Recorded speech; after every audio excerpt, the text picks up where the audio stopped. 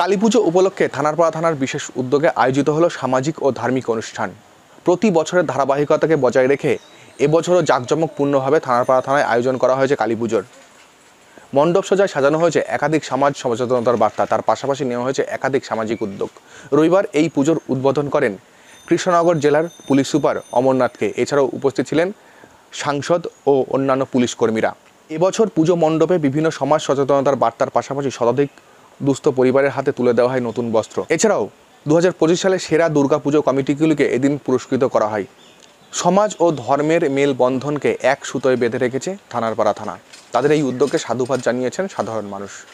থানার এই পুজো দীর্ঘদিনের পুজো। এই পুজো উদ্বোধনে উপস্থিত হয়েছেন আমাদের মহামান্য এসপি স্যার, কৃষ্ণনগর পিডির additional SP rural sir, MP sir, তারপর এমএলএ স্যাররা এবং ডিপিএ স্যার, সিআই স্যার আরও সবাই উপস্থিত হয়েছে আমাদের এই পুজো উদ্বোধনের জন্য।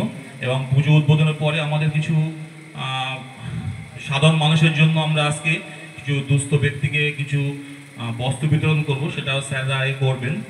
আর তারপরে আমাদের থানার যারা স্টাফ আছে তাদেরকে এই দীপাবলির জন্য কিছু উপহার এবং আমার কিছু সাংবাদিক বন্ধুদেরও কিছু দীপাবলির কিছু উপহার আর কি স্যাররা সবার হাতে তুলে দেবেন।